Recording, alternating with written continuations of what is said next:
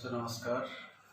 आशा करते हैं कि आप अपने घर पर कुशल पूर्वक होंगे और ईश्वर से मैं प्रार्थना करता हूं कि आप और आपका परिवार हमेशा सुखी रहे, समृद्ध रहे, स्वस्थ रहे।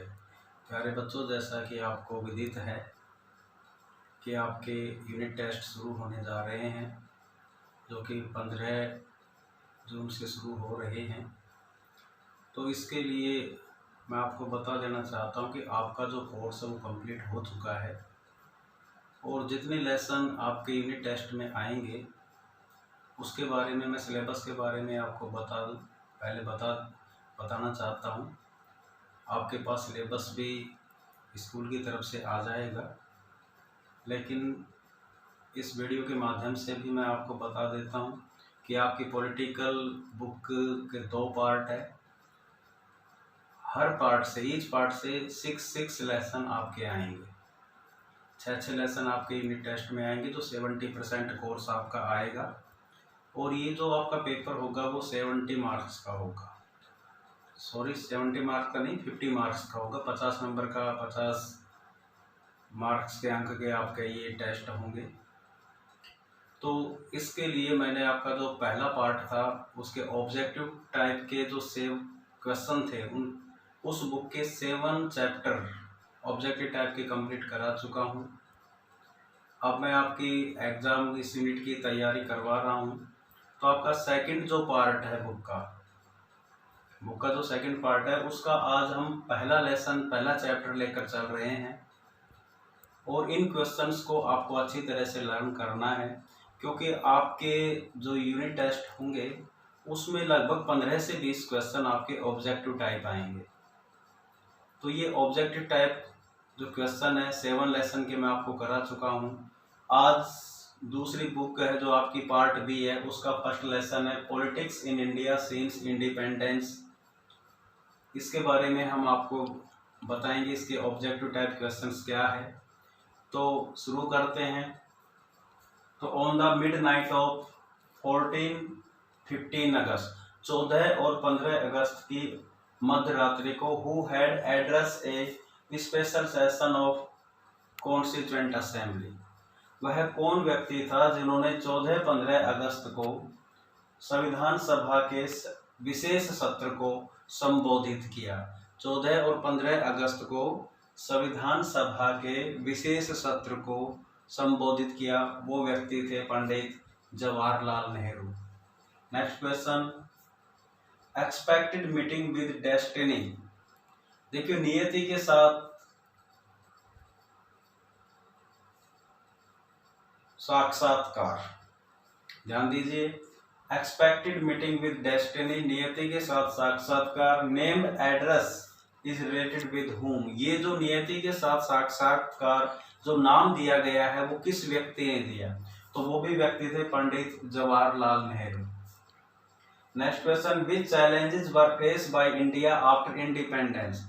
जैसे ही भारत को आज़ादी मिली 1947 के अंदर, तो आज़ादी के बाद भारत के सामने कौन कौन सी चुनौतियां थी,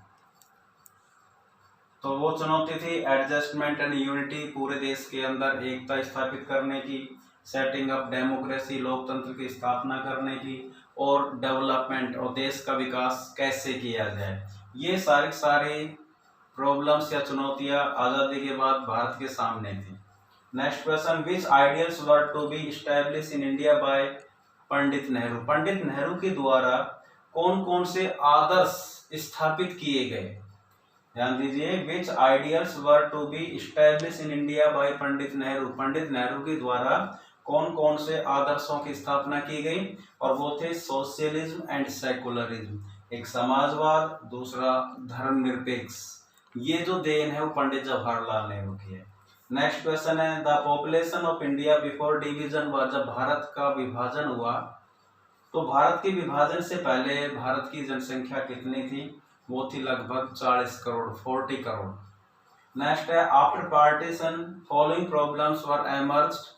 जैसे ही हमारे देश का विभाजन हुआ तो भारत के सामने मुख्य समस्याएं क्या क्या थी, तो वो पहली समस्या थी Muslim majority regions were not clear. जब भारत का विभाजन हुआ उस समय भारत के भागों में ये नहीं पता था कि मुस्लिम बहुसंख्यक क्षेत्र कौन कौन से हैं। क्योंकि हिंदू और मुस्लिम धर्म के आधार पर ही भारत का विभाजन हुआ था। तो मुस्लिम मेजोरिटी रीजन की कौन सा क्षेत्र के अंदर मुसलमान ज़्यादा है, इसके बारे में कोई क्लियर नहीं था। मुस्लिम रीजन्स हैड डिसएग्रीमेंट, मुस्लिम जो क्षेत्र थे उनके अंदर असंतोष फैला हुआ था। एंड प्रॉब्लम ऑफ रेफ्यूजीज, और भारत के सामने विभाजन के बाद समस्या बनी रही, शरणार्थियों की समस्या बनी रही। तो ये मेन प्रॉब्लम थी भारत के सामने। Muslim majority regions were not clear, Muslim regions has disagreement and problem of refugees, और शरणार्थियों की समस्या भारत का जो विभाजन हुआ उसके सामने थी। क्योंकि बहुत ज़्यादा हिंदू पाकिस्तान को छोड़कर इंडिया में आ रहे थे और यहाँ से बहुत बड़ी संख्या में लोग मुसलमान भारत को छोड़कर पाकिस्तान जा रहे थे।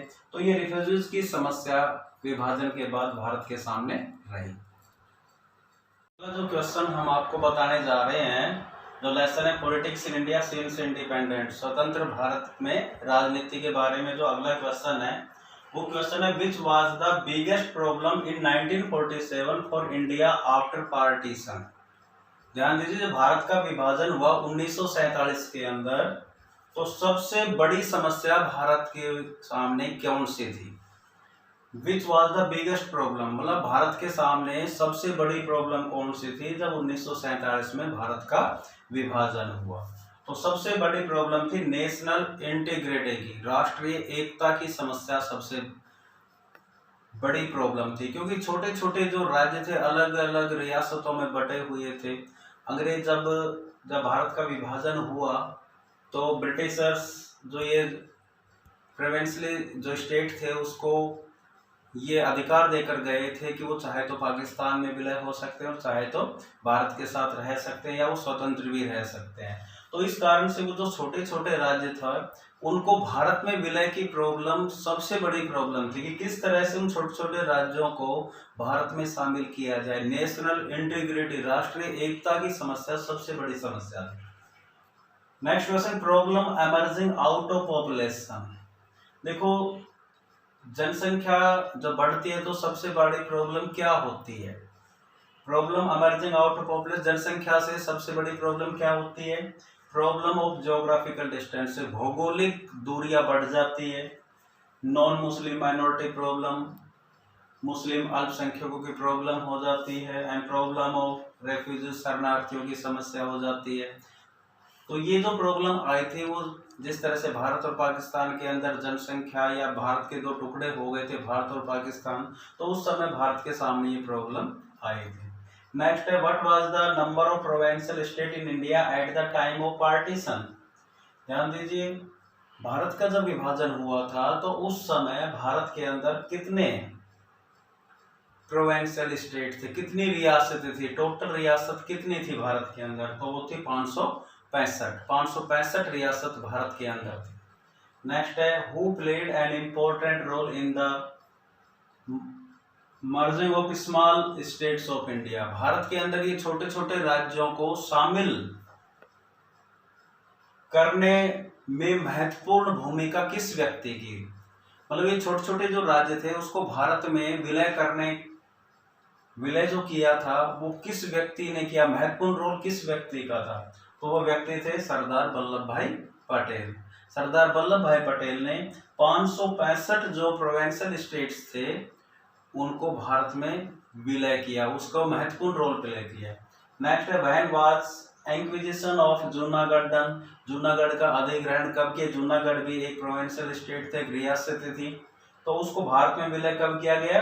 20 फरवरी 1948, 20 फरवरी 1948 को जूनागढ़ को भारत में शामिल कर लिया गया। Gujarat state was formed. Gujarat state कब बना? इन 1960। ये ध्यान दीजिए, गुजरात स्टेट कब बना? इन 1960 के अंदर। बॉम्बे राज्य का विभाजन हुआ तो उस समय बॉम्बे राज्य था। बॉम्बे राज्य से दो राज्य बनाए गए, गुजरात और दूसरा महाराष्ट्र। तो ये 1960 के अंदर गुजरात बनाया गया था। नेक्स्ट है, when was Hyderabad merge in India. Hyderabad को भारत के अंदर कब शामिल किया गया? उसका अधिग्रहण कब किया गया? ये सितंबर 1948 के अंदर। सितंबर 1948 के अंदर हैदराबाद भारत में शामिल हो गया था। In which year Andhra Pradesh was formed. Andhra Pradesh कब बना, आंध्र प्रदेश अलग राज्य कब बना, ये बना 1956 के अंदर। इसी तरह से तेलंगाना अलग राज्य कब बना, वो 2014 में बना था। आंध्र प्रदेश बन गया था 1956 में, लेकिन अलग से तेलंगाना राज्य कब बना है, वो 2014 के अंदर। When was the State Restructuring Act passed? राज्य पुनर्गठन आयोग, यह जो अधिनियम है, When was State Restructuring Act, राज्य पुनर्गठन अधिनियम कब पास हुआ, यह हुआ था 1 नवंबर 1956, 1 नवंबर 1956 को। नेक्स्ट है, which state got independence from Portuguese with the help of police, वो कौन सा राज्य है जिसको पुलिस की सहायता से पोर्तुगीज से, पुर्तगालियों से आजाद कराया गया था, वो स्टेट है गोवा। तो ये जो क्वेश्चंस है वो सभी क्वेश्चंस आपको लर्न करने हैं। जो आपकी पॉलिटिकल साइंस की सेकंड बुक है पार्ट बी, उसका लेसन फर्स्ट है politics in India since independence, स्वतंत्र भारत में राजनीति, उसके ये क्वेश्चंस है। और ऐसे ही क्वेश्चंस आपके एग्जाम में आएंगे। इन क्वेश्चन को आपको अच्छी तरह से लर्न करना है। Thank you.